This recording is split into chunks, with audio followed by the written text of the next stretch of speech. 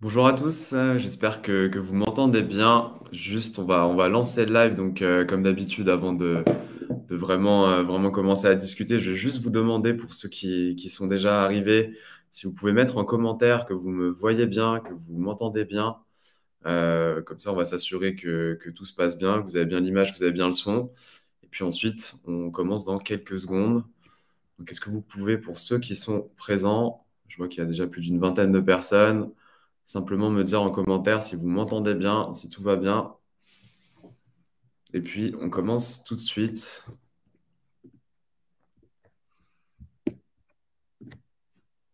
Ok, tout est bon, merci beaucoup Frédéric. Donc ça, c'est cool, donc c'est que vous m'entendez bien. Bah, écoutez, ce que je vous propose, ok, parfait, merci beaucoup à tous de commencer à me dire que le son et la cam fonctionnent bien. Donc, bah, je vous souhaite tous la bienvenue sur ce live. Donc c'est un live, je pense, qui va être hyper intéressant puisque on a la chance de recevoir aujourd'hui Kevin qui, bah, je pense, comme certains d'entre vous le connaissent déjà, est une personne très très aguerrie sur les techniques de growth et bah, vu que moi mon sujet c'est LinkedIn, je me suis dit que ça pouvait être sympa de l'inviter, d'avoir son point de vue sur son top 5 des actions à réaliser. Donc, comment ça va se passer? Ça va être assez simple. On va accueillir Kevin, on va se représenter rapidement. Et ensuite, on va tout de suite rentrer dans le vif du sujet. On va vous partager chacun ce qu'on pense être les bonnes actions à réaliser pour que vous puissiez vous en inspirer, pour que vous puissiez voilà, avoir des idées, essayer de les appliquer. Et surtout, ce que je vais vous proposer, c'est pendant toute la durée de ce live, si vous avez des questions, si vous avez envie de rebondir sur ce qu'on va dire, et si vous-même, vous avez des idées, vous avez des actions, vous avez des choses que vous avez déjà faites sur LinkedIn qui ont bien fonctionné, de ne pas hésiter à les partager sur les commentaires pour que tout le monde, comme ça, puisse s'en inspirer aussi.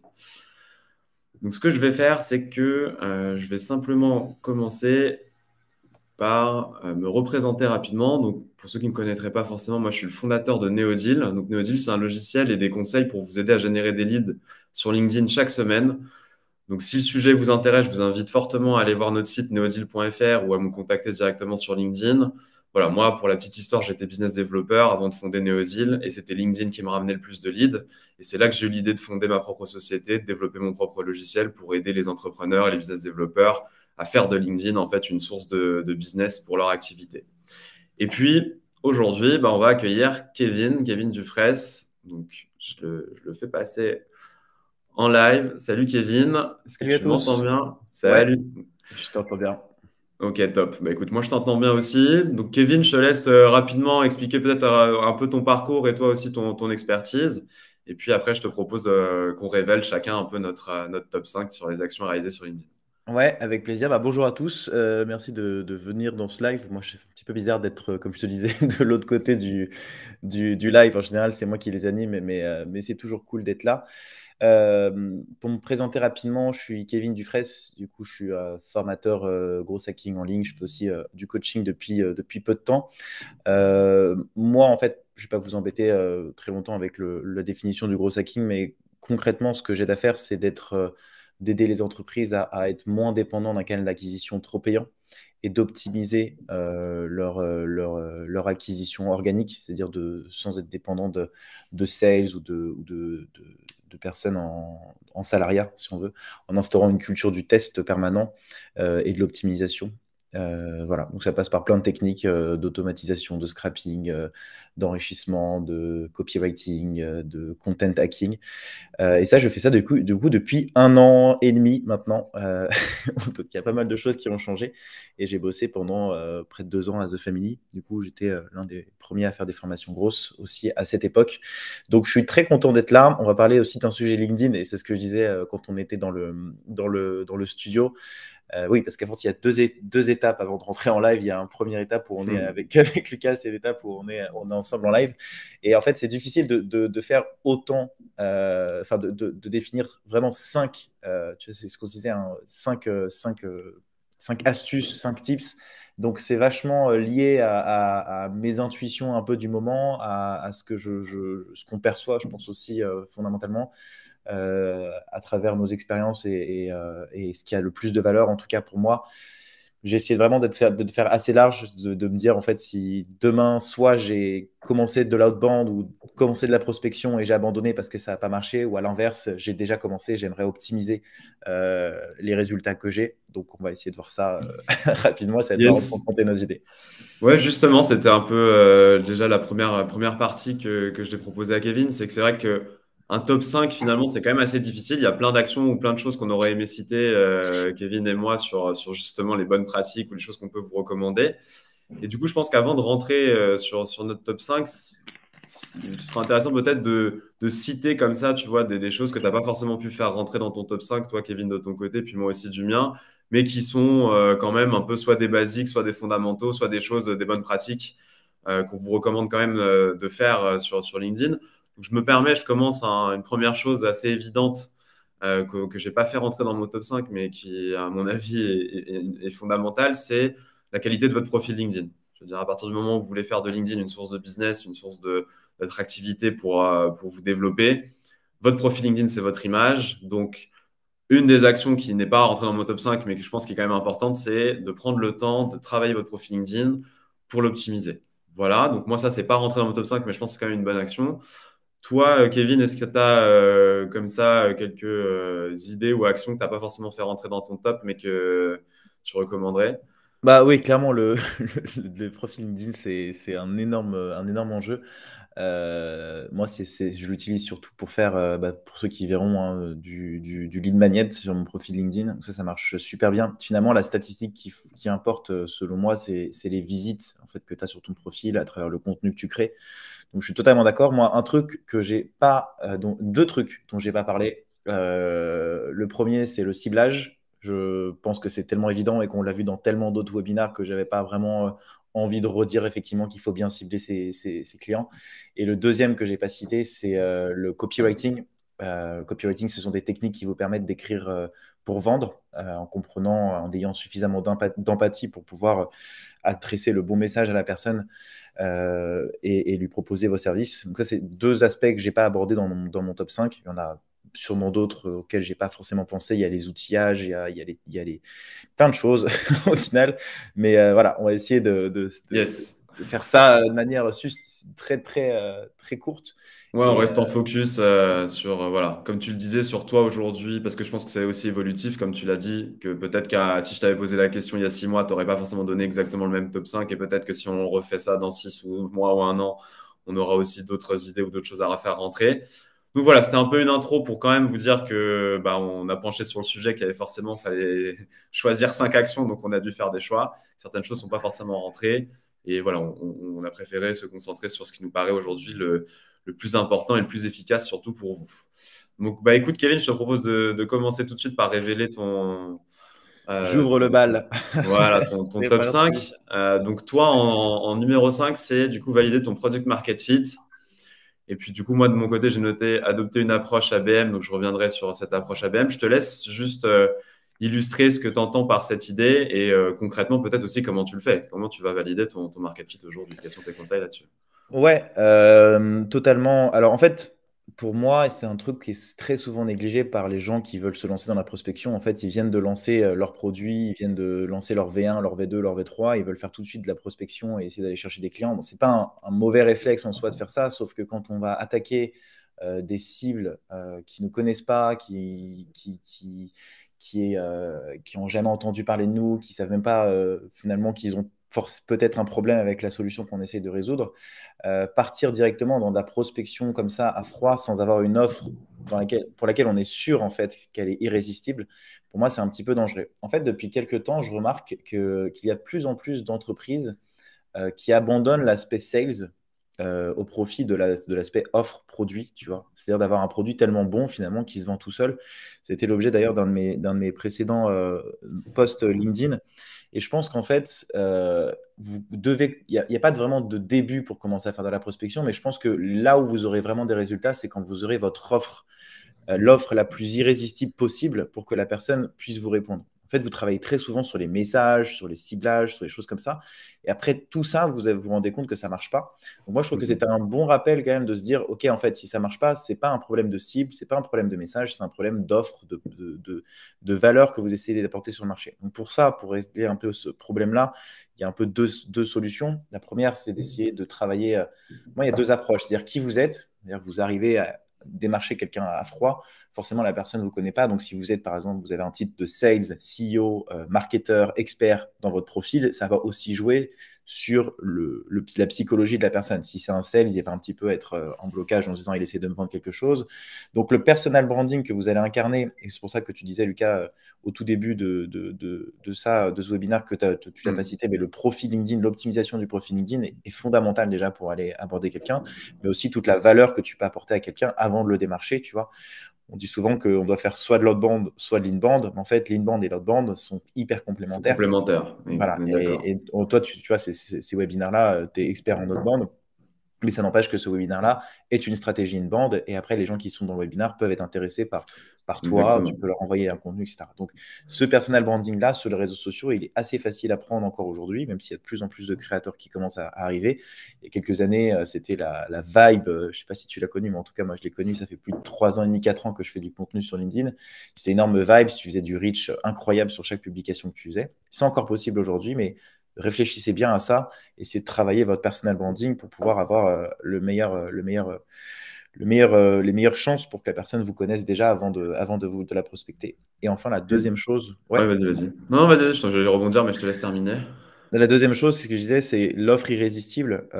C'est un peu le truc basique du marketing, mais de se dire qu'en fait, vous avez un message, une audience, un canal, et on a très souvent tendance à l'oublier aussi, de se demander qui est l'acheteur. C'était un grand marketeur qui donnait l'exemple de Barbie, par exemple. Bon, c'est B2C, mais clairement, ça peut aussi s'appliquer dans le B2B, de se dire, en fait, la Barbie, c'est à qui qu'on la vend et qui l'achète, tu vois. Et toujours d'essayer de se dire de quelle manière est-ce qu'on peut aborder la personne en se disant, OK, cette personne va être l'ambassadeur ou le champion qui va me permettre de vendre, parce que c'est pas lui qui décide, finalement, c'est quelqu'un d'autre dans la boîte. Donc, essayer de comprendre les rouages d'une entreprise aussi, d'identifier son persona pour trouver son market fit, c'est extrêmement important. Ça passe par l'itération, je pense, de plusieurs messages et de plusieurs types d'offres, tu vois. Yes. Bah écoute, moi je rebondis, franchement, je suis forcément très d'accord sur le product market fit parce que je pense que, comme tu l'as dit tout au début, à un moment, si vous faites bien les choses en termes d'approche, de prospection, mais que vous n'avez pas de résultat, parfois il y a une question plus difficile à se poser, c'est est-ce que vous avez trouvé votre market fit? Est-ce que vous êtes en train d'adresser les bonnes personnes? Est-ce que vous avez la bonne approche?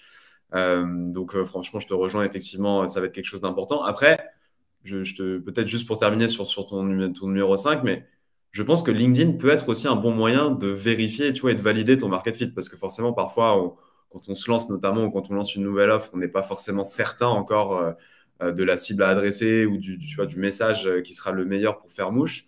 Je pense que LinkedIn peut, enfin, comme tu l'as dit, il faut faire des tests et il faut vérifier. Mais est-ce que pour toi, LinkedIn, c'est un bon canal? Alors, on va se focus un peu B2B, même si ton exemple de Barbie était intéressant. Moi, ce que je donne dans le B2B comme exemple, c'était nous, on dit qu'il y a souvent dans une entreprise ceux qui vont vraiment bénéficier de votre offre et il y a les décisionnaires qui vont acheter. Et parfois, il y a des différences entre, parce que si je prends mon exemple Neodeal, une équipe sales qui va utiliser Neodeal, c'est pas forcément l'équipe sales qui va mettre sa carte et qui va acheter le logiciel. Ça va être plutôt le head of sales ou ça va être quelqu'un d'autre dans l'entreprise. Donc ça, c'est vrai que c'est important de bien différencier les cibles. Mais toi, aujourd'hui, quand tu veux valider ton product market fit ou avec les clients que tu accompagnes, est-ce que LinkedIn, justement, tu vois, fait partie des canaux que tu vas utiliser pour, avant peut-être de faire les choses à plus grande échelle, venir valider que effectivement j'ai une bonne offre, j'ai compris qui était mon marché et j'ai compris la meilleure façon de l'adresser. Bah, en fait, LinkedIn, c'est exactement ce que tu dis, c'est le meilleur moyen de se prendre des murs. Pour valider un market fit, il faut se manger des murs, il n'y a pas d'autre manière de le valider. Moi, au début, quand j'ai lancé mes formations, je me prenais des énormes murs avant de, tu vois, commencer. Enfin, j'ai commencé, si tu veux, mon exemple est assez intéressant parce que j'ai commencé par faire une formation très standard, un peu copier la concurrence. Donc, en fait, mon premier réflexe a été ça. Et puis ensuite, j'ai vendu mes premières formations, tant bien que mal. Et puis ensuite, j'ai compris ce que voulaient les personnes. C'était des trucs beaucoup plus actionnables, beaucoup plus techniques. Donc, j'ai relancé une nouvelle formation, tu vois, de 20 heures. Puis ensuite, j'ai continué à questionner les personnes qui faisaient ma formation. Et en fait, je me suis rendu compte qu'il fallait mettre des mises à jour. Donc, j'ai rajouté une brique à mon offre qui est le laboratoire. Puis après, je me suis rendu compte en bossant avec des gens qui ce que voulaient, c'était mettre en place des workflows automatiques. J'ai parlé avec beaucoup de gens qui mettent en place des workflows. J'ai lancé CopyGrow, qui est une bibliothèque de workflows que j'ai mis en place, que j'ai rajouté à mon offre. Et si tu veux, en fait, dans l'espace d'1 an et demi, mon offre a beaucoup plus évolué que certaines formations qui existent déjà depuis 4-5 ans. Hmm. Et je trouve que c'est ça quoi, qui est intéressant, c'est de toujours se dire que tu peux ajouter des choses à ton offre. Il y a aussi du conseil, du coaching que je Yes. rajoute, tu vois, depuis très peu de temps. Mais plus tu en rajoutes, et d'ailleurs c'est intéressant pour ceux qui sont ici d'aller regarder le pricing de Lemlist aujourd'hui, qui avait lancé des formations il y a quelques temps. Je suis allé voir ça il n'y a pas très longtemps et je trouve que c'est assez marrant parce qu'il est en train de se rapprocher d'Ahref, qui est une boîte qui n'a pas de sales en fait. Et du coup, tu vas voir le pricing de Lemlist et ils t'offrent la formation qu'ils avaient vendue 1000 euros il y a quelques mois dans le package d'un abonnement à l'année. Donc potentiellement, en fait, tu n'achètes pas que une formation, tu vois. Tu achètes aussi du conseil et du Voilà. service. Ce que Et du tu coup, fais ce que aussi, tu... d'ailleurs, Ouais, bien sûr, ouais, dans ton clairement, offre. nous aussi, bah, tu vois, c'est clairement le... De toute façon, on le voit, on le sent qu'aujourd'hui, quand tu as une offre logicielle, c'est toujours intéressant d'avoir aussi une approche conseil et d'accompagnement, puisque, enfin, je pense que tu le sais aussi, Kevin, le logiciel seul, s'il n'est pas forcément bien optimisé, bien utilisé, il va pas forcément t'amener autant de performance que si tu étais bien accompagné ou bien conseillé. Ou après, c'est logique, hein, parfois quand on débute sur un sujet, c'est toujours intéressant de bénéficier de conseils de personnes qui ont l'expérience et qui vont nous permettre d'aller plus vite. Donc je te rejoins là-dessus. Et puis après, peut-être ce qui est intéressant, c'est dans ce que tu disais, c'est que finalement, ton product market fit, il est jamais vraiment terminé. Tu peux toujours un peu le Non. faire évoluer, tu peux toujours l'améliorer, l'optimiser. Ok, très bien. Bah, écoute, top. Moi, sur mon numéro 5, c'était d'adopter une approche ABM. Donc, moi, c'est plutôt sur le sujet du ciblage. Donc, comment bien cibler sur LinkedIn.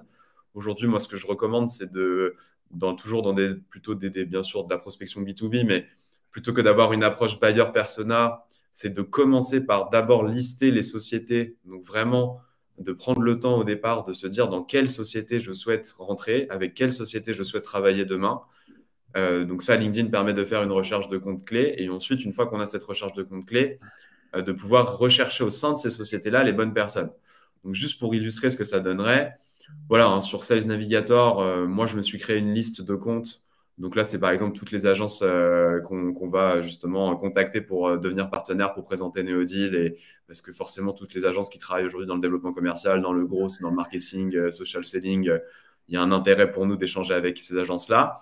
Et ensuite, une fois que je me suis fait cette liste de sociétés qu'on souhaite cibler, j'ai simplement rajouté des fonctions sur les personnes qu'on veut toucher sur ces sociétés, et ce qui me permet d'avoir un ciblage très qualitatif sur les bonnes personnes qui travaillent dans les sociétés qui m'intéressent. Et moi, en tout cas, Marocco est maintenant avec un peu, voilà, aussi un peu d'expérience, qu'à 4 ans qu'on a lancé Neodeal. Je pense qu'aujourd'hui, il vaut mieux prendre un peu plus de temps au départ. Kevin, tu me diras aussi ce que tu en penses sur la partie sourcing, mais il vaut mieux prendre le temps de faire des listings de prospection qui soient bien qualifiés, bien ciblés, pour ensuite finalement se concentrer sur vraiment des personnes qui ont un potentiel pour nous ou qui correspondraient justement en termes de market fit à la cible idéale et pas trop s'éparpiller pour aussi finalement que dans notre travail de prospection, on ait une certaine qualité et qu'on s'assure qu'on ne perd pas de temps non plus. Parce qu'à un moment, on a tous, voilà, on n'a pas des journées de 58 heures. Donc, il faut aussi parfois faire des choix. Et je pense que le ciblage et le sourcing, c'est une question très importante dans la prospection et dans la perf. Donc, moi, ce que je vous recommande, c'est vraiment faites des listes de comptes. Et ensuite, allez chercher au sein de ces comptes-là les sociétés les personnes pardon, qui vous intéressent. Et puis, bah, bien sûr, une fois que vous avez fait ça, hein, vous pouvez récupérer les contacts et les exporter dans votre Neodeal pour la partie ensuite prospection. Toi, Kevin, là-dessus, sur le sourcing, l'ABM, c'est une pratique que tu recommandes, que tu fais aujourd'hui ou...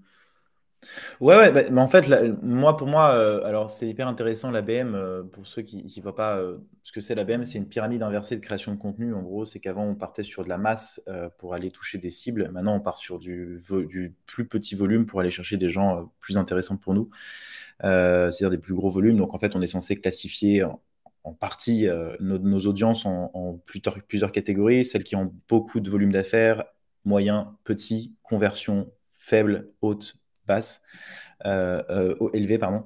Et donc, du coup, l'idée de la compte-based marketing, c'est ça. Et moi, la seule chose à laquelle il faut un peu se méfier avec la compte-based, c'est qu'à partir de quel moment est-ce que tu peux le faire? parce que c'est des cycles pour moi de vente quand même qui sont un peu plus longues, Oui, tu vois. c'est Donc, ça. c'est plus de se dire, ouais, est-ce que tu commences de zéro? Est-ce que tu vas vraiment faire de l'account-based marketing avant de, tu vois, pour revenir un peu au PMF? Mais Ouais. effectivement, c'est un truc forcément, moi, là, j'y viens, tu vois, seulement en ce moment à vraiment me Non, mais je réfléchir pense à que tu as raison, en un fait. Il peu. faut d'abord te trouver, je pense, bien valider ton market fit. Ça te donnera en plus davantage de force quand tu feras ton ABM derrière, parce que Exactement.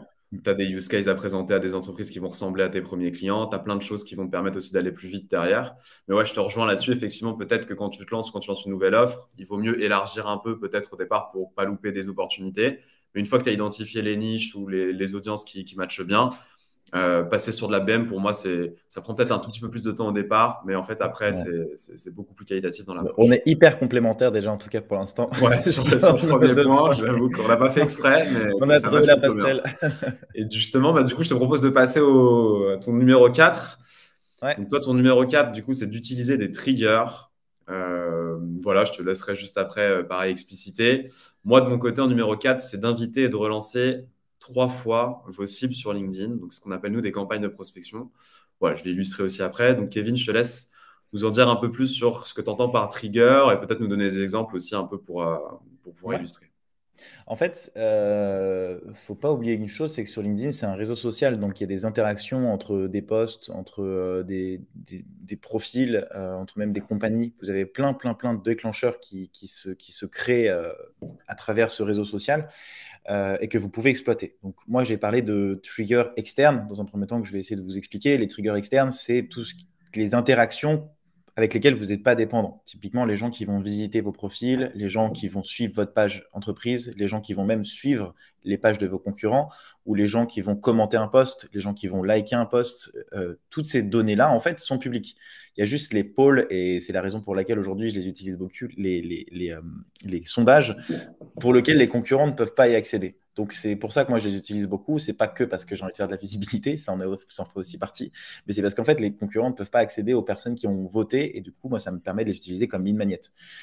Moi en tout cas au début et sur LinkedIn vous pouvez aller absorber mais pratiquement 80% de la base de clients de vos concurrents juste sur LinkedIn. Donc ça c'est les triggers externes à bien garder en tête. Vous en avez plein. Sur Sales Navigator, c'est encore plus indécent les données que vous pouvez aller récupérer avec un petit peu de malinerie, d'aller chercher des personnes qui ont posté, des personnes qui ont changé de poste. Toutes ces choses-là sont des déclencheurs externes.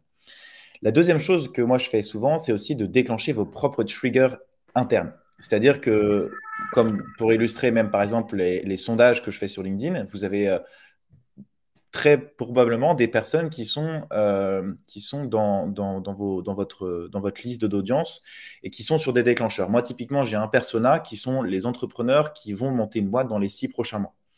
Donc, je fais tout simplement un sondage sur LinkedIn avec le reach que ça engendre. Hello, est-ce que vous voulez monter une boîte dans les 6 prochains mois? Ça me fait une liste potentiellement de prospection hyper intéressante pour aller les démarcher.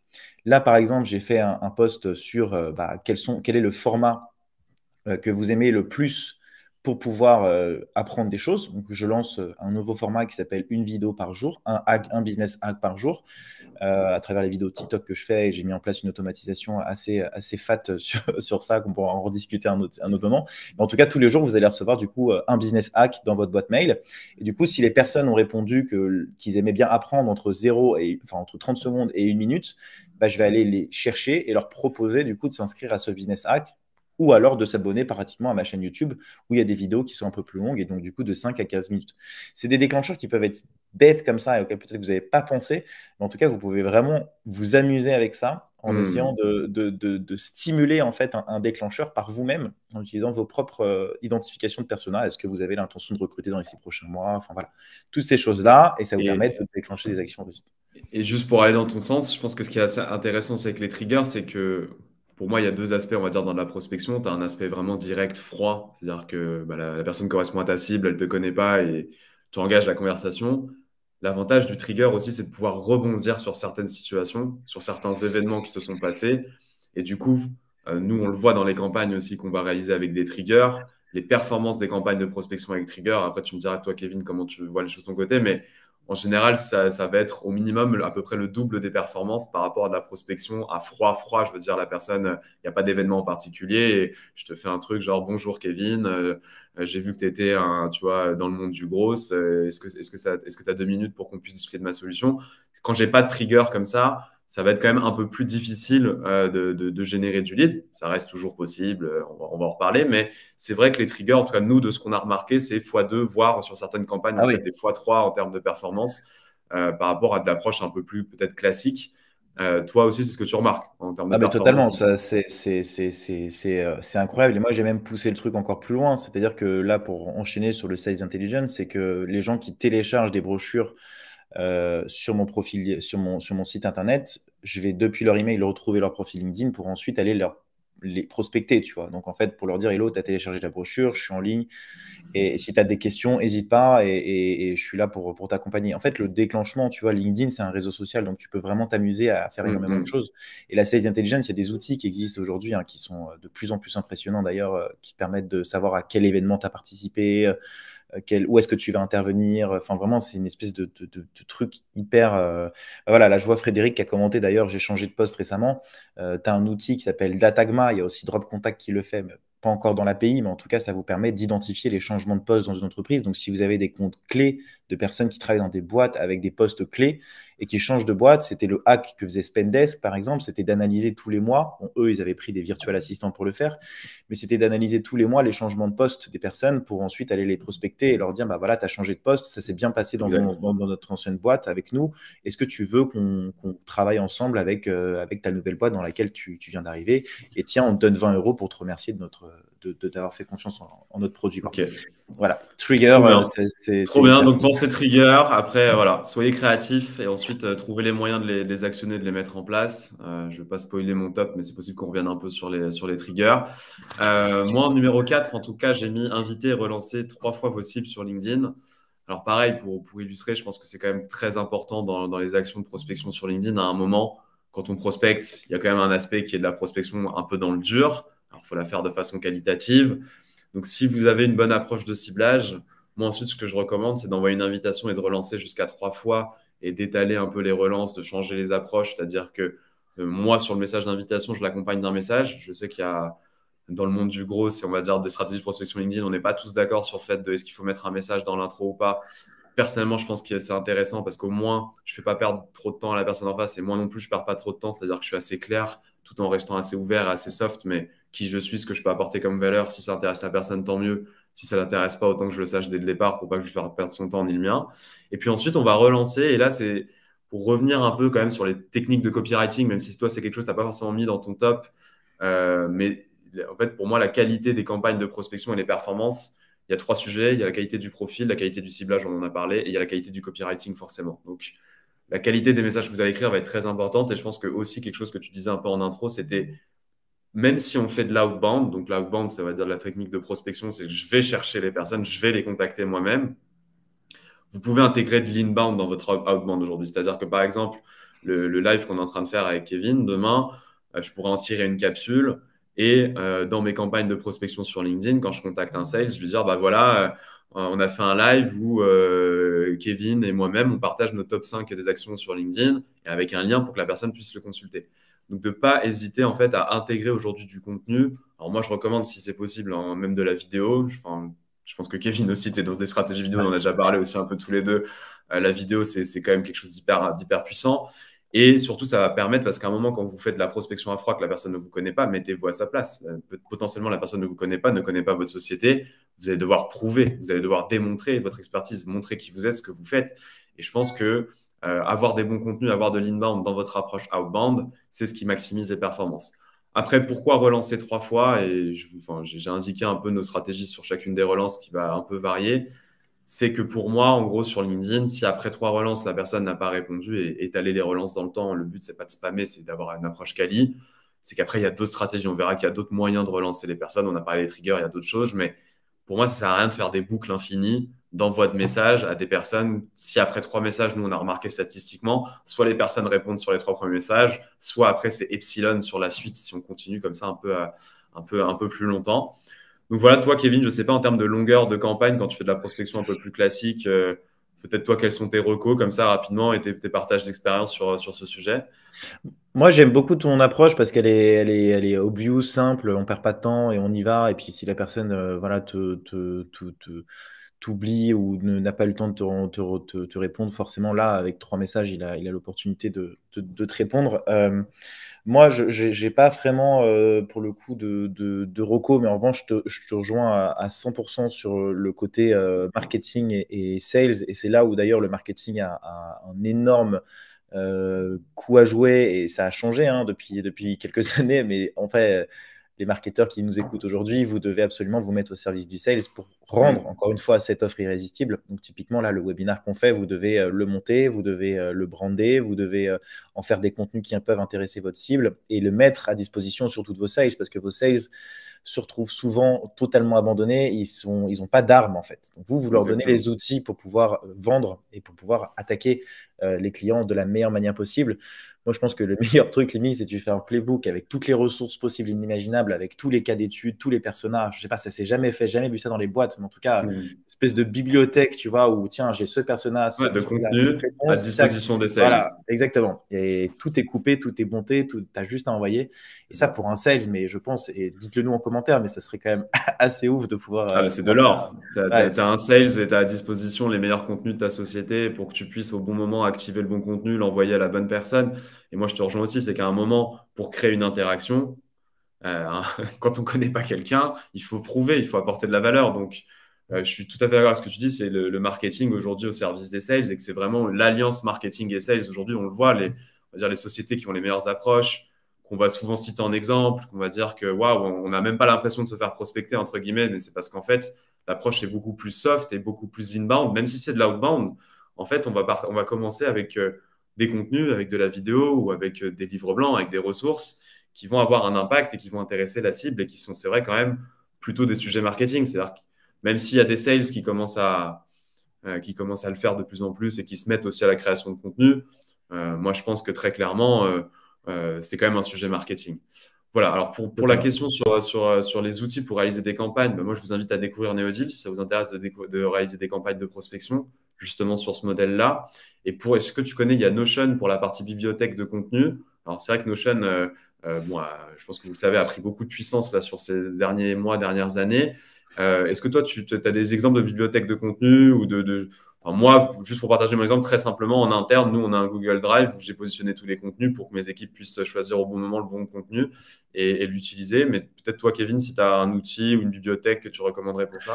Ouais, moi je suis assez fan Enfin, faut simplifier au maximum. La seule chose, peu importe la stack, le Notion ou pas, mais je pense qu'il faut juste au maximum simplifier la tâche pour le sales. C'est-à-dire qu'il passe pas Mm. 1000 ans à aller chercher le contenu à la bonne personne au bon moment. Donc, il faut réfléchir plus à la structure de ton outil. Donc, tu cliques sur le persona, tu fais objection 1, objection 2, option. Bref, tu peux faire un scénario déjà un peu Il faut que ce fluide. soit rapide, en fait, C'est ça. simple pour ton sales de trouver le bon contenu, quoi. Exactement. Et il y a des outils qui existent aujourd'hui. Je crois que Mojo, je crois, le fait, mais c'est plus des calls. Donc, tu écoutes un peu les calls et après, ça te permet de réceptionner au maximum, tu vois, les éléments que ton sales dit qui ont marché sur un prospect.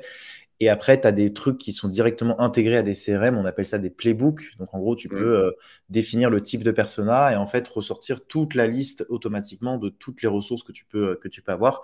HubSpot le fait, il me semble, et c'est du sales enablement. Et ouais, je crois que c'est quelque chose comme ça. Ouais, Et c'est en ça, c'est fait, ça. et il ressort automatiquement tous les cas d'usage, les objections de ton prospect à travers les informations que tu vas lui donner. Donc, c'est une fonctionnalité payante sur HubSpot et ça doit exister dans les autres CRM. Mais encore une fois, je pense qu'il faut unifier au maximum les ressources et faire gagner du temps au sales. D'accord.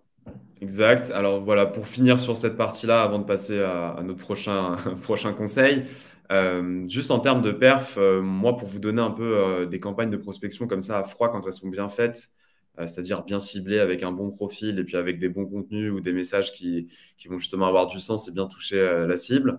Nous, on est à peu près sur du 30% de 30-35% d'acceptation sur les demandes de connexion en moyenne, donc une personne sur trois sur LinkedIn qui rejoint le réseau. Et sur les personnes qui ont rejoint le réseau, on est pareil à environ 30% de réponses. Donc, si je simplifie, sur 100 personnes, ça vous fait 30 nouvelles relations et une dizaine de discussions qui sont lancées sur LinkedIn.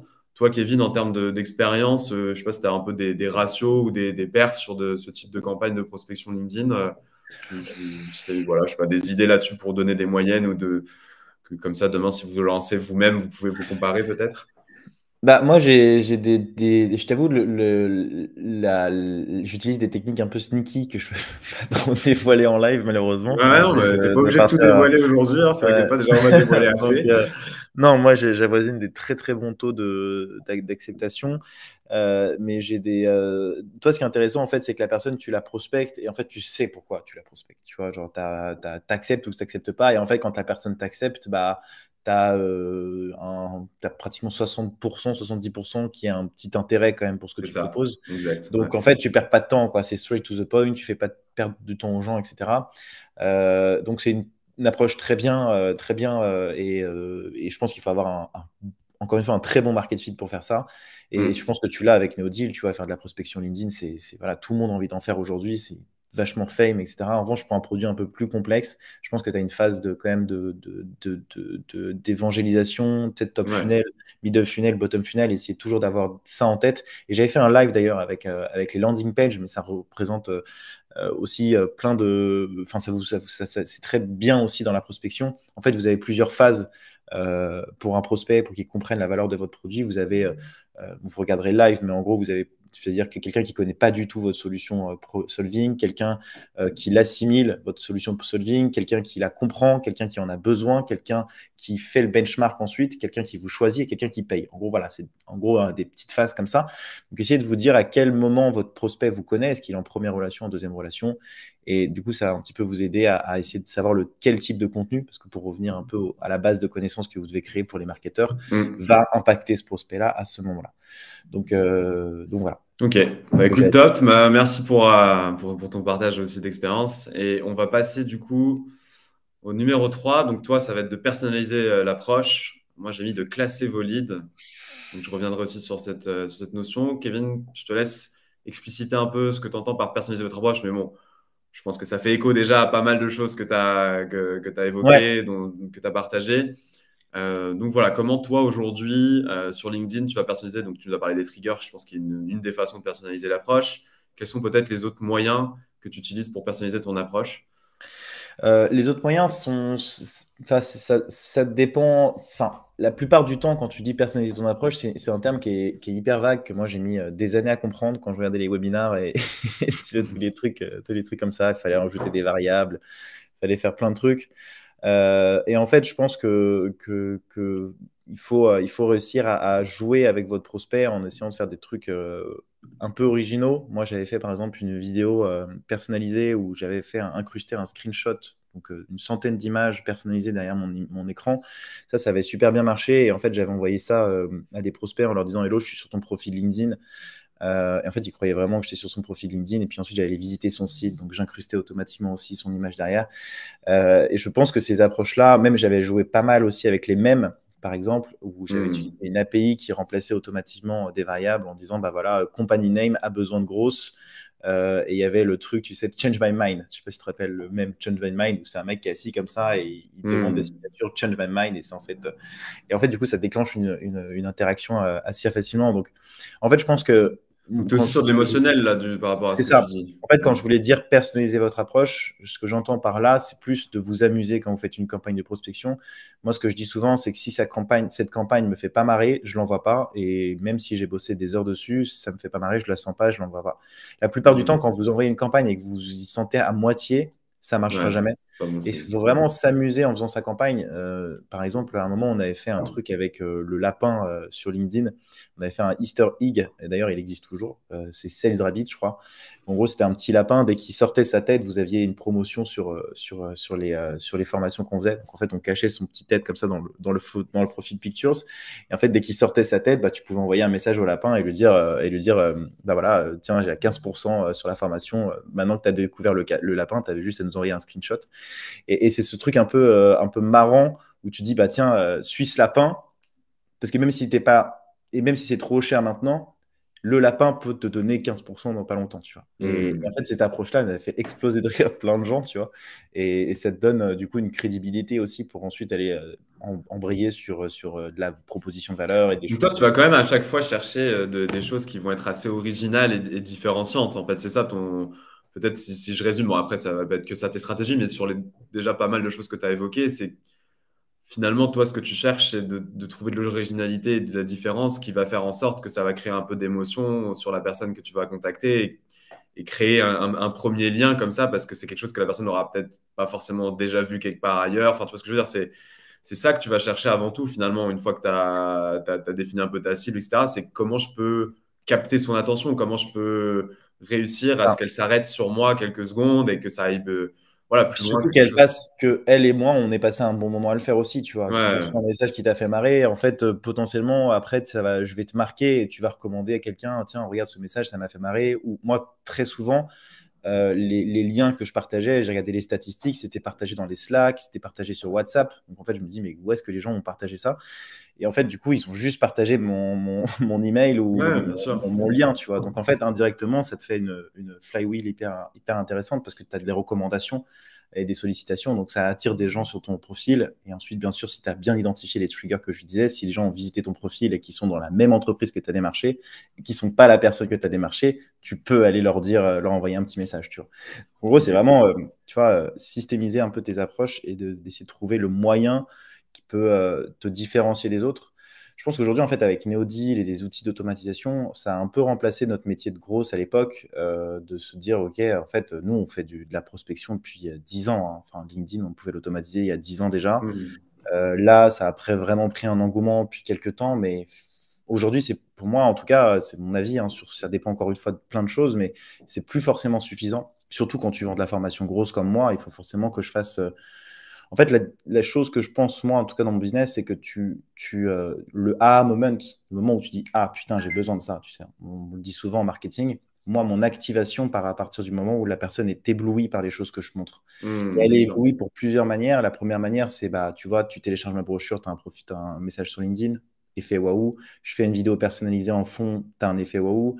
Euh, Tu vois, moi, je suis en train d'évangéliser un peu à travers les techniques que j'utilise, donc j'ai pas vraiment de choix de mon côté, tu vois. En revanche, quand tu vends un produit comme Neodeal, t'as pas forcément besoin de personnaliser tes approches, tu vois. C'est toujours un peu pareil. Il n'y a pas de template réplicable. Tu peux Ouais, ouais, t'amuser, bien hein, sûr. tu vois, si tu fais des webbooks avec ton outil, tu fais des. Non, mais je pense que la personnalisation, même quand tu es aujourd'hui une solution ou un outil, de toute façon, c'est une best practice, hein. C'est-à-dire qu'après, ça va être ton degré de personnalisation, je pense. C'est sur là-dessus qu'on peut effectivement se dire à quel point tu as besoin de personnaliser ton approche. Parce que moi, je pense qu'à un moment aussi, mais peut-être certainement aussi toi, quand tu as trouvé le bon message, tu vois, qui réagit bien, qui te donne de la perf, après, je pense que c'est surtout du suivi, de la qualité dans les échanges, dans les réponses, dans le suivi de tes leads.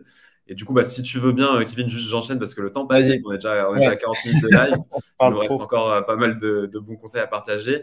Ça me permet de rebondir sur bah, le fait de classer ses leads. C'est-à-dire que moi, voilà, aujourd'hui, ce que je remarque, c'est qu'il y a beaucoup d'entreprises qui vont faire ces actions de prospection, qui vont faire ces actions d'aller contacter, etc. Et qui vont faire un peu du one-shot. Tu vois ce que je veux dire? C'est-à-dire que ils vont pas forcément ensuite prendre le temps de se dire, OK, parmi toutes les réponses que j'ai reçues, lesquelles sont, je peux classer en froid, lesquelles sont en tiède, lesquelles sont en chaud, parce que tu vois, moi, la personnalisation arrive aussi à ce moment-là. C'est-à-dire que par rapport à la réponse et au départ d'interaction ou au départ de discussion que je vais avoir du coup sur LinkedIn, c'est-à-dire que moi, je vais faire mes campagnes, je vais générer des réponses, et forcément, en fonction de la réponse, tu vois, je peux le classer, OK, pour moi, c'est du froid, c'est du chaud, c'est du tiède, et je vais pas après forcément avoir la même approche. Je vais pas gérer un lead froid comme je vais gérer un lead tiède ou un lead chaud. Donc, je pense que c'est aussi très important aujourd'hui quand vous faites de la prospection sur LinkedIn, quand vous faites des campagnes ou quand vous commencez à vraiment vous servir de LinkedIn comme un canal d'acquisition et de prospection pour vous faire connaître et développer des relations et des échanges avec les bonnes personnes, bah, de ne pas oublier de classer en fait. Parce que bon, après, la prospection, c'est aussi une activité où il faut être organisé. Sinon, vous pouvez vite en fait vous faire dépasser, vous allez manquer des opportunités parce qu'il y a des personnes que vous n'avez pas classées ou pas répondu, etc. Donc, moi, voilà, un autre conseil, je pense, important, en tout cas pour réussir sur LinkedIn et pour vraiment que LinkedIn vous génère comme ça chaque semaine une routine de nouvelles opportunités, c'est prenez l'habitude aussi de bien prendre le temps de répondre déjà à tout le monde. Quand on vous répond, c'est important, c'est que vous faites tout ce travail-là pour vous générer des réponses. Donc, quand quelqu'un vous répond, soyez réactif. Et puis ensuite, classez-les. Classez les personnes qui vous répondent. Comme tu as dit, Kevin, tout à l'heure, il y a un moment où les personnes vont être prêtes à acheter. C'est pas forcément le moment où vous les contactez. Moi, ça peut prendre 6 mois, 8 mois avant que quelqu'un que j'ai contacté une première fois sur LinkedIn, à force de recevoir 2, 3 messages, des contenus, des invitations à des webinaires, etc., je reste dans son esprit. Et quand c'est le bon moment pour cette personne-là, bah, elle pense à moi ou elle pense à Kevin demain pour sa formation, etc. Donc, il faut aussi, je pense, voir la prospection comme quelque chose de moyen long terme. Il ne faut pas voir ça comme du court terme ou du one shot.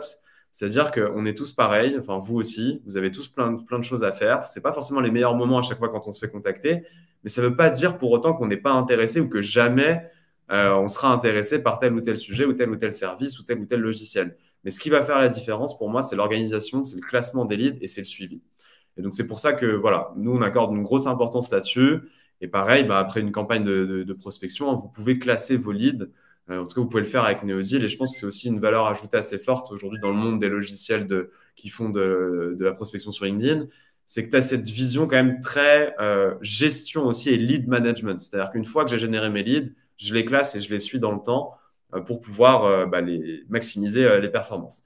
Donc voilà, je vous recommande vraiment, faites des campagnes et ensuite classez bien vos leads. Et puis vous allez forcément ensuite personnaliser votre approche en fonction des froids, tièdes ou chauds. Alors je te propose de continuer, Ouais, Kevin, sur le on a numéro pris, 2.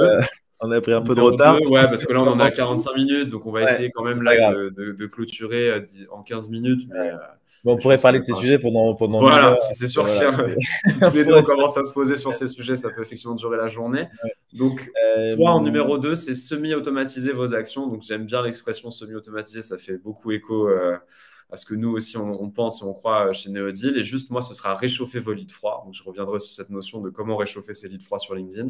Je te laisse peut-être expliciter aussi encore une fois un peu qu'est-ce que tu entends par semi-automatisation, même si Ouais. je pense que tu as aussi commencé à dévoiler un peu ce conseil-là.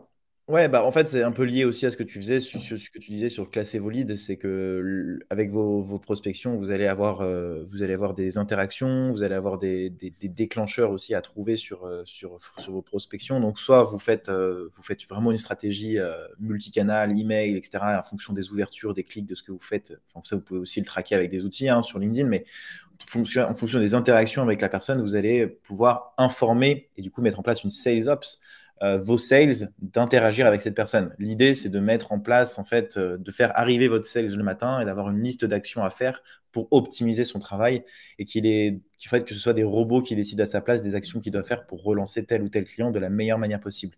Il y a des outils aujourd'hui qui sont vraiment assez impressionnants, notamment, je pense à un que j'ai découvert qui me permet, par exemple, je ne peux pas vous partager l'écran là, mais malheureusement, c'est assez intéressant parce que j'ai accès, par exemple, au voice message directement depuis donc, les voice messages de LinkedIn où tu peux les intégrer automatiquement depuis mon desktop. C'est une application, c'est un outil qui est arrivé récemment. J'essaie de faire du reverse engineering pour comprendre comment ils ont fait parce que c'est quand même assez impressionnant. Ce qui fait qu'en fait, un sales qui travaille chez vous reçoit une notification en disant, bah voilà, ce prospect a l'air chaud. Donc, c'est vous qui avez configuré le marketing ou le sales qui avez configuré ce principe-là. Le sales arrive sur le profil LinkedIn de la personne et il va pouvoir laisser un message vocal directement sur le profil de quelqu'un, lui envoyer un email, l'appeler. Enfin voilà, faites des actions humaines entre les parties de l'automatisation et ça va Mm. forcément encourager la personne à vous répondre parce que vous avez fait un effort que personne d'autre ne fait, quoi. Ouais, et puis en plus, c'est intéressant ton exemple du voice message aussi, juste pour rebondir. Nous, on a remarqué, d'ailleurs, on est en train de se pencher aussi sur le sujet côté Neodeal. Après, techniquement, c'est un bon challenge. Donc, moi aussi, je suis curieux de savoir un peu comment, depuis ton desktop, tu peux envoyer des voice messages. Mais en gros, sur LinkedIn aujourd'hui, vous pouvez enregistrer des messages vocaux et les envoyer. Et on voit que le taux de réponse, le taux d'ouverture et le taux de lecture de ces messages-là aussi est très intéressant sur LinkedIn. Donc, une bonne pratique aussi, ça peut être une fois que vous avez fait une campagne où vous avez détecté comme ça effectivement sur un signal faible ou un signal à chaud, quelqu'un qui pourrait être intéressé par ce que vous faites, n'hésitez pas à, plutôt que d'envoyer un message écrit à la main, d'en profiter pour tester un peu tout ce qui est voice message. Vous verrez que en général, ça a plutôt des bons retours. Donc, semi-automatisation à partir du coup de signaux que tu vas détecter, pouvoir ensuite reprendre un peu le lead et actionner. Moi, de mon côté, c'est réchauffer les leads froids. Donc, voilà, je reviens un peu sur le sujet du classement. Forcément, quand je vais classer mes leads, je vais générer des listes qui vont être aussi de leads froids. Donc, nous, ce qu'on appelle des leads froids sur LinkedIn, c'est des personnes, par exemple, qui ont rejoint ton réseau, mais qui n'ont pas encore échangé avec toi. C'est-à-dire que tu vois, elles ont accepté ton invitation, elles ont rejoint ton réseau sur LinkedIn, elles ont reçu un, deux, trois messages, elles n'ont pas encore discuté. Bah, là, plutôt que de continuer à envoyer des messages, ensuite, nous, on passe plutôt à une stratégie de lead nurturing. C'est-à-dire que on va, pour le coup, être très inbound. On va les inviter à des lives, on va les inviter à des webinaires, on va leur partager des contenus, on va leur partager des vidéos. un peu comme sur un format newsletter, entre guillemets, mais sur LinkedIn, par exemple. Donc ça, c'est ce qu'on appelle des campagnes de réseautage. J'entretiens mon réseau sur LinkedIn régulièrement en leur apportant à chaque fois de la valeur. Et en fait, régulièrement répéter ce type d'action où on oublie un peu l'aspect prospection, mais maintenant on est plus dans une approche où on va apporter de la valeur, des contenus, des livres blancs, des vidéos, des webinaires, etc. Ça va vous permettre de maintenir une relation avec vos leads froids, de rester dans son esprit pour que le moment voulu, ou en tout cas le bon moment pour la personne en face, elle puisse revenir vers vous. Donc ça, c'est vraiment quelque chose qui va être assez important. C'est les leads froids que vous allez générer sur LinkedIn, ne les oubliez pas, travaillez-les dans le temps. Et ça, pour moi, il y a deux sujets. C'est les invitations au live webinaire et c'est les campagnes de réseautage. Donc, c'est de les tenir informés régulièrement. Et ça aussi, c'est des actions que vous pouvez réaliser du coup avec Neozil si ça vous intéresse de faire du lead nurturing sur LinkedIn. N'hésitez pas à tester, à visiter notre site. Et puis, je te propose, Kevin, de terminer par le sujet numéro un. Donc, toi, ton numéro un, je pense qu'encore une fois, ça va faire écho à tout ce que On tu l'a nous as compris. dit. On l'a compris. C'est soyez créatifs pour vous différencier. Mais c'est bien, je pense que ça ponctue bien tout ce que tu nous as présenté. Et puis, je pense ta vision et ton mindset aussi aujourd'hui en termes de génération de leads sur LinkedIn. Moi, de mon côté, c'est de recibler les personnes qui visitent votre profil, like et commentent vos posts. Donc, ça fait écho à ce que toi, tu appelais aussi des triggers. En tout cas, ça fait partie des triggers. Je te laisse peut-être aussi terminer par ton point numéro un et puis éventuellement aussi, tu vois, un peu conclure sur toi aujourd'hui, l'intérêt de LinkedIn dans des stratégies de génération de leads et pourquoi pour toi c'est important aujourd'hui, enfin, bien sûr, si tes cibles sont sur LinkedIn, c'est dans du B2B, mais tu vois, pour qui c'est intéressant et voilà, peut-être pour conclure un peu sur tes bonnes pratiques, si tu as un message un peu clé que tu souhaiterais faire passer là à toutes les personnes qui sont en live et qui nous écoutent, ce serait lequel? Ouais, carrément. Alors, pour le soleil créatif, bien entendu, il y a tout ce que je viens de dire avant, mais il y a aussi d'autres choses. La première chose, c'est que pour moi, en fait, et c'est ce que j'enseigne à travers mes formations, c'est que plus vous connaissez de choses, plus vous êtes créatif. Plus vous intéressez à des choses, plus vous devenez créatif. Quand je parle d'intéresser, d'apprendre des choses, typiquement, vous apprenez un peu la tech, vous apprenez un peu les automatisations, vous allez un peu plus loin finalement que ce que vous faites initialement. Vous allez avoir beaucoup d'idées. En fait, c'est comme ça que vous mûrissez les idées et que vous essayez de vous intéresser à telle ou telle prospection, telle ou telle chose que vous avez vue quelque part. Ça, c'est la première chose. Et puis, donc la tech est hyper importante, selon moi, dans la prospection. Et puis, il y a un autre truc qui vient de m'échapper sur la créativité. Donc là, c'est la Peut-être tech. Attends, peut-être qu'est-ce que... le temps que tu retrouves, j'en Ouais, vas-y. profite pour Je juste te t'écoute. reprendre la balle au rebond. Donc moi, mon numéro un, c'est de recibler les personnes qui visitent votre profil, qui like ou qui commentent vos posts. Donc ça sous-entend que vous réalisez aussi des actions de publication de contenu sur LinkedIn. Donc pareil, ça fait partie un peu, je pense, des best practices aujourd'hui sur LinkedIn. On en a parlé un peu en intro, mais c'est intéressant si vous avez en parallèle de vos actions de prospection, des actions aussi de publication de contenu et de réagir quand quelqu'un vient liker, commenter une de vos publications, c'est une preuve d'intérêt. Donc, recibler ces personnes-là, recontacter ces personnes-là. D'accord? Donc, ça, c'est pareil. Ce qui va être intéressant avec notre solution, c'est qu'on va vous remonter toutes les personnes qui vont liker, qui vont commenter, qui vont visiter votre profil. Servez-vous-en de ces indications, de ces signes, si signaux faibles ou signaux forts, pour les intégrer dans vos campagnes et pour les retargeter. Encore une fois, voilà, moi, sur ce type de campagne-là, on fait entre x2 et x3 en termes de performance. Donc, juste pour illustrer, c'est du 75% de taux de connexion accepté et c'est du 50% de réponse reçue derrière. Donc, vraiment, ayez une double approche. Voilà, peut-être moi, pour conclure, c'est faites une approche de prospection directe parce que si vous ciblez bien, si vous avez des bons messages, si vous avez validé votre market fit, il faut un moment quand même aller chercher les personnes qui pourraient être intéressées par ce que vous faites. Adoptez la bonne approche, on en a parlé. Mettez de l'inbound dans votre outbound pour susciter l'envie, pour susciter l'intérêt. Et en parallèle de votre action un peu directe, analysez les signaux faibles et rebondissez sur les personnes qui manifestent de l'intérêt. Voilà, si vous faites ça pour moi, les deux sujets en parallèle, vous allez maximiser aujourd'hui vos performances sur LinkedIn. Et nous, ce qu'on voit, en tout cas, ce qu'on fait chez nous et ce qu'on fait avec nos clients, l'objectif, c'est, après Kevin, tu me diras aussi, j'imagine c'est pareil pour toi, mais c'est chaque semaine, c'est de la détection de nouveaux leads chaque semaine. D'accord? Après, forcément, ça va dépendre de votre business, il y a des facteurs à prendre en compte, mais à un moment, si vous avez vos clients sur LinkedIn, si votre profil est optimisé, si votre offre a validé son market fit, après, l'idée, c'est qu'il faut scaler. Et pour scaler, voilà, adopter les différentes actions qu'on vous a présentées avec Kevin. Je pense que ça va vous donner des des bonnes idées, des bonnes choses à tester pour vous aider dans ces objectifs-là. Kevin, est-ce Ouais, que tu as ouais, eu c'est c'est revenu, revenu? Vas-y. la créativité.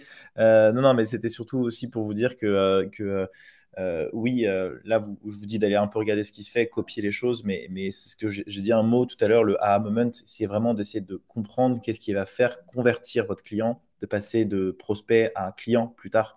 Donc moi, en l'occurrence, c'est forcément les outils. Les outils, ça fait beaucoup, ça évangélise énormément mon métier parce que c'est ce que moi j'essaie de montrer comment est-ce que tu peux utiliser le digital à travers des techniques et de l'inspiration de tel ou tel outil. Donc ça évangélise énormément les compétences que je peux enseigner. Ça peut aussi venir de techniques que j'ai mises en place, de workflows que j'ai créés qui peuvent impressionner. Donc essayer d'identifier voilà, clairement les choses créatives que vous pouvez faire. Ça peut être un formulaire, ça peut être un calculateur, ça peut être un quiz, ça peut être ce que vous voulez. Amusez-vous en fait, essayez de faire des choses créatives et c'est comme ça que ça a marché. Et effectivement, je pense que le scale, ce qui est assez, en fait, assez drôle sur la plupart du temps, je parle avec beaucoup de boîtes qui font beaucoup d'outbound et finalement, on se rend compte que ça va vachement dépendre aussi de votre structure de boîte. Si vous n'avez pas de sales, honnêtement, et que vous avez 0 client entrant et vous avez que ça comme canal d'acquisition, franchement, allez-y. Ce que j'ai remarqué en tout cas, c'est que la plupart des entreprises qui sont spécialisées dans l'outbound ne font pas forcément d'outbound. Ils sont beaucoup aussi sur l'inbound. Et ça, c'est, je sais pas, tu vois, j'ai entendu des non-dits parfois. Donc voilà, Non, mais je essayer. pense que tu as raison là-dessus. C'est-à-dire que je pense que faire uniquement de l'outbound, tu vas limiter tes perfs parce que avoir un bel inbound, ça facilite en fait l'outbound. C'est comme on disait tout à l'heure, avoir une équipe marketing qui produit des contenus hyper quali, hyper attrayants, bah forcément, moi, quand je vais faire de la prospection, ça va être plus facile d'intéresser la personne en face. Donc, effectivement, il y a souvent un peu pas une guerre, mais tu vois, on dit souvent outbound versus inbound, qu'est-ce qu'il faut faire, etc. Je pense que c'est un faux débat. En fait, l'idée, c'est de trouver la meilleure alliance des deux pour votre business et que l'un serve l'autre. Parce que ce soit Ouais. pour du sales ou du marketing, avoir une bonne notoriété, c'est intéressant pour les sales. Avoir des bons contenus, c'est intéressant pour les sales. Donc, voilà ce que tu disais tout à l'heure, le marketing au service des sales dans le B2B, je pense que c'est quand même aussi un beau message et de dire qu'aujourd'hui, il faut travailler en équipe, il ne faut pas être en silo. Tu vois, enfin, moi, des entreprises où tu as les sales d'un côté et les marketing de l'autre et ils ne parlent jamais l'un, tu vois, et puis ils sont en train de s'embrouiller. Ah non, Ah, mais ils se tu détestent. trouves. Ah bah oui, Voilà, tu vois, ils se bon, c'est détestent, c'est un pas peu l'un ou dommage, tu l'autre, vois. c'est l'un et l'autre. C'est ça Voilà, la exactement. conclusion de ce webinaire. Même le call call, hein, franchement, j'ai rien du tout contre le call call, j'ai rien du tout contre Bien l'acquis. sûr. La seule chose où ça devient dangereux, c'est quand soit ça vous coûte trop cher, soit que vous en avez qu'un, pour moi. Parce que si vous avez qu'un seul canal d'acquisition, vous êtes dépendant de celui-là. Typiquement, si vous êtes que de la prospection et LinkedIn down demain, vous êtes mort. En fait, vous n'avez plus de clients. Franchement, essayez de backer votre acquisition en ayant, bah, moi, tu vois, je suis sur Google, je suis en SEO, je fais du YouTube, je fais du TikTok aussi, je fais beaucoup de contenu, je fais de l'emailing, je fais de la newsletter. Franchement, il faut être un peu partout, quoi. Et c'est comme ça que vous allez réussir à travailler aussi votre notoriété, votre engagement, surtout. C'est ça qui est important parce qu'il faut de l'engagement. J'entends souvent les gens me dire, oui, il faut beaucoup de followers, par exemple, pour venir un peu à l'inbound, beaucoup de vues, beaucoup de followers. En fait, il faut bien vous dire quelque chose, c'est que les créateurs qui ont le plus d'abonnés ne sont pas forcément ceux qui font le plus de vues. Et en plus de ça, peu importe le nombre d'abonnés que vous avez, si vous avez une communauté qui ne s'engage pas, ça ne sert à rien d'avoir c'est juste pour la vanity metrics, donc c'est pas ça qui va vous ramener donc, du business. Mm. Et ça passe par ce que tu fais là et ce que je fais aussi en parallèle, moi, de mes activités, c'est des lives, des rencontres. C'est qu'en tout cas, j'espère que ça vous a apporté un peu de valeur, ce qu'on vous a dit aujourd'hui. Et tu vois, c'est une bonne transition pour bientôt clôturer ce live. C'est ça, exact. C'est ce que Et du coup, j'allais je te faire. laisse. Merci Je te beaucoup, laisse la Kevin, en parole. tout cas d'avoir participé, d'avoir apporté tes lumières aussi et puis tes conseils sur un peu les techniques, les actions que tu recommandes aujourd'hui sur LinkedIn pour générer un maximum de leads. Voilà, j'espère que nos top 5 respectifs, vous voyez, il y a certaines différences, mais je pense que dans le fond, on va quand même se rapprocher sur pas mal de sujets avec Kevin. Bah, n'hésitez pas voilà, à vous en servir, à tester peut-être aussi les différents sujets qu'on a pu vous présenter. Si du coup les sujets de growth vous intéressent, n'hésitez pas à contacter Kevin directement, j'imagine, sur LinkedIn. Je pense qu'il sera assez réactif. Ouais. Si vous Ah, souhaitez lancer des campagnes prospection LinkedIn et générer des leads, n'hésitez pas aussi à revenir vers moi avec Neodeal. Et puis Kevin, je te laisse peut-être un dernier mot pour ce live et je te remercie en tout cas encore d'avoir participé. Bah, merci à toi pour l'invitation. Je vais pas faire, je vais faire court parce que vous devez tous avoir très faim. Merci en tout cas pour ceux qui sont restés jusqu'au bout, parce que je sais que les lives c'est pas évident à suivre jusqu'au bout, surtout sur des trucs un peu techniques comme ça. N'hésitez pas à me suivre sur LinkedIn, mais aussi sur ma chaîne YouTube. Si vous êtes intéressé par le hack, les 1 hack par jour, j'ai aussi du coup en avant-première, mise en avant sur mon profil LinkedIn, le moyen de vous inscrire par email. Et puis voir un peu sur mon profil YouTube aussi ce que je propose. C'est des contenus que j'offre gratuitement, donc n'hésitez pas à me dire aussi ce que vous avez pensé de ce live. Je serais ravi d'échanger avec vous. Je vous souhaite un très bon appétit et du coup, très bonne journée aussi. À bientôt. À bientôt. Merci à vous tous. Et puis pareil, il y aura un replay qui sera disponible pour ceux qui nous ont rejoints en cours ou qui souhaiteraient le réécouter ou le repartager. Donc ce sera disponible aussi sur notre chaîne YouTube. Je vous remercie à tous d'avoir assisté à ce live. J'espère que ça vous a plu, que ça vous a intéressé, que ça vous permettra d'aller chercher un max de perf. Et je vous dis un bon appétit à tous et à la prochaine. Salut, salut Kevin, salut à tous. Ciao.